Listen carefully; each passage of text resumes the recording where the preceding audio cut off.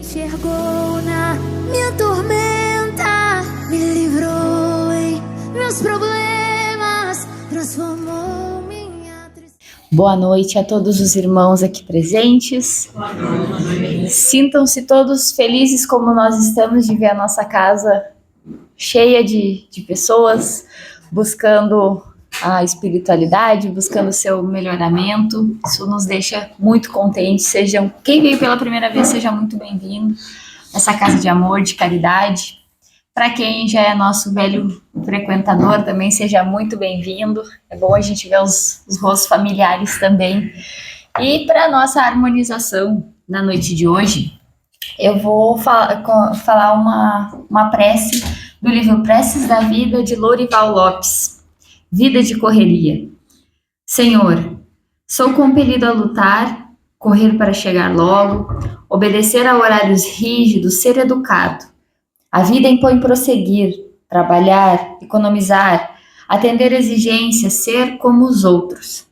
Mas é perda de tempo achar que o mundo é feio, exigente, desamoroso. Ele não se modificará com isso. O mais certo é ver em cada pessoa um amigo, no trabalho, uma oportunidade de realização, no problema, um meio de progredir, no cumprir horários, circunstâncias triviais. E tudo é bom. Com a tua bênção, é a correria uma satisfação e a necessidade do ganho, um jeito de ser melhor. Obrigada, Senhor. Muito obrigada. Que assim seja.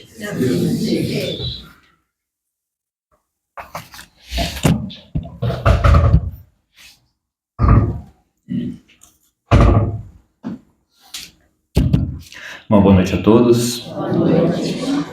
Agradecer a Deus por mais uma oportunidade de estar aqui à frente. Agradecer à equipe espiritual da casa por nos permitir, nos amparar neste momento. Agradecer à irmã Lulu pela belíssima abertura. E que todos possam nesse momento estar refletindo e com as minhas palavras tentar colocar em prática alguma das coisas que eu vou falar aqui hoje. Decidi por falar do tema mudanças. E não digo das mudanças que a gente sabe que a gente tem que fazer. Às vezes a gente faz uma reforma íntima, a gente percebe erros, coisas que a gente precisa mudar. Mas hoje eu quero falar daquelas mudanças repentinas, aquelas coisas que acontecem na nossa vida, nos viram de cabeça para baixo e a gente muitas vezes não sabe como lidar. A palavra mudança do dicionário é ato ou efeito de alterar, transformar, modificar ou substituir algo. Refere-se a variações de estado, de lugar ou de sentimentos. Inclui sinônimos como modificação, permuta, variação e transformação, representando a passagem de um estado anterior para um futuro. As mudanças acontecem desde o nosso primeiro dia na Terra. Então, refletindo, a gente nasce, a gente é uma criança, a gente muda, a gente passa pela adolescência, vida adulta, fica mais velho, fica idoso, tem o desencarne. Então tudo é mudança, em todos os momentos da nossa vida. E o ciclo é assim. Muitas vezes, essas mudanças da vida, já era pra gente ser acostumado. A gente nasce, a gente cresce, todo dia, todo momento tem alguma mudança, tem alguma coisa diferente. Mas aquelas que acontecem de repente, seja no trabalho, seja na nossa vida pessoal, no relacionamento, de perder o emprego, perder o carro, perder alguma coisa ali, que nos deixa indignados, a gente fica pensando por que aconteceu aquilo conosco. Ninguém gosta de mudanças inesperadas, tudo aquilo que foge do nosso controle ou nos tira daquela nossa zona de conforto. Quando essas coisas acontecem, não podemos simplesmente ficar indignados com Deus, culpar outras pessoas, descontar em quem não merece. Deus, que é de inteligência suprema, causa primária de todas as coisas, não faria nada que não seja para o nosso bem. No capítulo 5 do Evangelho, bem-aventurados os aflitos, em um trecho nos é dito: remontando-se à origem dos males terrestres, reconhecerá que muitos são consequência natural do caráter e do proceder dos que suportam. Quantos homens caem por sua própria culpa? Quantas são vítimas de sua imprevidência, de seu orgulho e de sua ambição? Quantos se arruinam por falta de ordem, de perseverança, pelo mal proceder ou por não terem sabido limitar seus desejos? Quantas uniões desgraçadas que resultaram de um cálculo de interesse ou de vaidade e nas quais o coração não tomou parte alguma? Quantas dimensões e funestas disputas se teriam evitado com um pouco de moderação e menos suscetibilidade? Quantas doenças e enfermidades decorrem da intemperança e dos excessos de todo gênero? Quantos pais infelizes com seus filhos porque não lhes combateram desde o princípio de suas más tendências? Nessa passagem, nos deixa claro que nada acontece conosco que seja uma punição divina. Nós aprendemos aqui na casa, a aprender no Espiritismo, que a gente tem que se responsabilizar pelos nossos atos e sempre seguir buscando o verdadeiro objetivo do Espírito, domar suas más tendências. Quando as mudanças repentinas acontecem, mudança de trabalho, casa, relacionamento, qualquer coisa repentina, de surpresa, seja ela ruim ou até boa, não podemos espraguejar para terceiros. A culpa cabida é toda nossa. A gente vê no capítulo 9, bem-aventurados os mansos e pacíficos, a como domar nossos impulsos, evitar a revolta, desenvolver a paciência. Todas essas provas, eu digo, as mudanças são provas, justamente estão aí para nos testar. Testar como que a gente reage ao inesperado, como que a gente vai reagir a essas tendências que muitas vezes estão ali justamente para nos melhorar. Para exemplificar o assunto, eu vou puxar um pouco do método da nossa irmã Lulu, eu vou contar uma historinha. Joãozinho trabalhava em uma grande empresa, trabalhava 12 horas por dia, tinha dias estressantes, chegava em casa sempre carregado de mau humor, mas era um emprego muito bom, o dava uma posição na sociedade e o remunerava muito bem. Ele tinha uma esposa, 2 filhas, que por muito não viu crescer, pois estava sempre no trabalho. Quando chegava em casa, logo ia deitar, e a esposa também muito pouco via. Certo dia, houve uma queda na economia global e diversas empresas tiveram de realizar corte de gastos, e um deles foi o Joãozinho, que foi demitido. Nesse momento ele se desespera, pois perdeu um bom emprego que o sustentava junto à sua família. Essa mudança em sua vida tão de repente, tão de surpresa, o deixou muito enraivecido, com Deus e com todos. O porquê ele teve de ser demitido? Em determinado momento, em desespero, ele orou a Deus e perguntou: por que comigo? Por que essa mudança tão de repente? E Deus não respondeu, a princípio. Ele choroso seguiu com seu dia. Ao acordar no outro dia, sem muita pressa, pois não teria de ir ao trabalho, notou algo diferente em sua casa. Suas filhas, acordando de pijama, indo na cama dos pais acordá-las. Era hora do café. Aí ele já sentiu algo diferente. Logo após, levou elas à creche, voltou com tempo de sobra, teve tempo com a esposa, conversaram, cozinharam juntos, almoçaram. À tarde buscaram as crianças, que pela primeira vez em muito tempo passaram um dia com o pai. Passeiras, brincaram e até deram uma canseira nele. No fim do dia, convidaram alguns amigos e fizeram um belo jantar, ao ar livre, na varanda, com muita conversa e muito amor. Antes de dormir, Joãozinho falou com Deus novamente. Agora eu entendo o porquê dessa mudança. Um mês depois, de surpresa também, ele conseguiu uma oportunidade de emprego de 8 horas, trabalho que dava mais tempo com a família e uma remuneração que dava de sobra.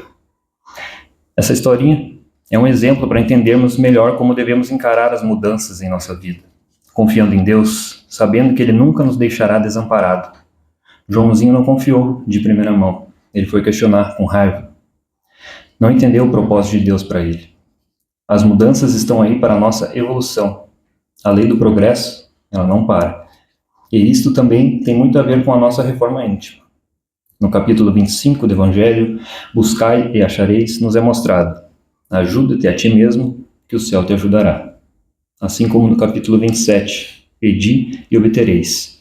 Seja o que for que peçais, na prece, crede que obtereis, e concedido vos será o que pedirdes. Temos que confiar em Deus, diante do desconhecido, das mudanças repentinas. Orar, pedir, vigiar. Se temos uma grande mudança, como no exemplo, uma mudança de trabalho, pensamos então o porquê isso está acontecendo. Por que eu estou sendo, posto à prova? Será que eu estou vivendo? Será que eu estou cumprindo com o meu dever? De homem de bem, de pai, de filho? O que tem que mudar? Estou focando muito no que não é importante? A prova da dor, a prova da enfermidade, do arrependimento, do perdão, das mudanças, todas servem para nos mostrar alguma coisa. Todas estão aqui para nos fazer evoluir. Tem uma passagem do Livro dos Médiuns, na segunda parte, capítulo 26, dos itens 291 e seguintes. Tem uma parte que é dito: os espíritos não vêm isentar o homem da lei do trabalho. Vêm unicamente mostrar-lhe a meta que ele cumpre atingir e o caminho que a ela conduz, dizendo-lhe: anda e chegarás. Toparás com pedras. Olha e afasta-as tu mesmo. Nós te daremos a força necessária se quiseres empregar. No Livro dos Espíritos também, no questionamento 781, é dito: tem o homem o poder de paralisar a marcha do progresso? Não, é respondido, mas tem às vezes o de embaraçá-la. E muitas vezes embaraçamos o que deveria ser um simples progresso, seja por medo do desconhecido, por fugir da nossa zona de conforto, que não queremos sair. E é verdade quando eu digo que toda mudança dói, seja até para o bem, seja para o mal. A mudança de ver um filho crescer e sair de casa, muitas vezes é uma dificuldade, mas é o progresso, é necessário. Parar de fumar é uma mudança para o bem, mas dói. A prova do vício também não é fácil, é necessário. Mudar nossa rotina, fazer exercício é para o bem, mas é difícil, porém necessário. Estudar, correr atrás dos planos, cumprir metas é difícil, mas é necessário. Se vocês conseguem me entender, todas as mudanças, e por mais difícil que nos pareçam, principalmente as inesperadas, são para nos ensinar algo em prol do progresso, como espíritos encarnados aqui na Terra. E assim vamos levando nossa vida, cheia de obstáculos, dificuldades, mas com fé em Deus, tudo podemos. A vida é como um gráfico, eu vi um vídeo e achei bem interessante, que ele diz que é como se fosse um gráfico em escada. A gente está em linha reta. Quando encontramos um obstáculo, a gente para, melhora e começa a subir. Nos acostumamos e voltamos para a linha reta. Na próxima prova, na próxima mudança, na próxima dificuldade, subimos novamente. E assim por diante, a gente vai buscando o nosso objetivo final. O medo da dor, a insegurança, não pode nos prender, meus irmãos. Seja qual for a mudança que vamos passar ou que devemos fazer mudar em nossas vidas, temos que confiar e persistir com o pensamento em Deus e Jesus. E seguir, pois é enfrentando as dificuldades que evoluímos e recebemos o aprendizado proposto para a nossa vida. Como sempre, eu muito rápido e prático, espero que essa exposição sirva de reflexão, como foi para mim para fazer ela. Que possamos refletir sobre as mudanças que tivemos em nossa vida, o que nós aprendemos com elas e sobre como estamos enfrentando as que nos acontecem agora.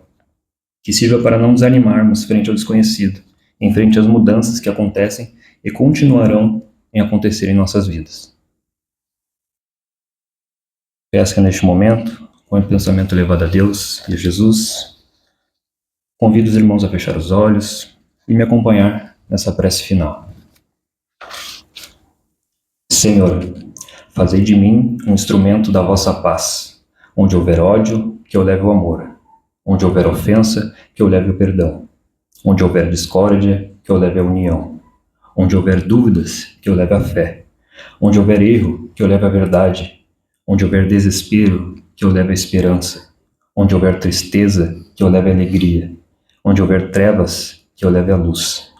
Ó Mestre, fazei com que eu procure mais consolar que ser consolado, compreender que ser compreendido, amar que ser amado. Pois é dando que se recebe, é perdoando que se é perdoado, e é morrendo que se vive para a vida eterna. Que assim seja.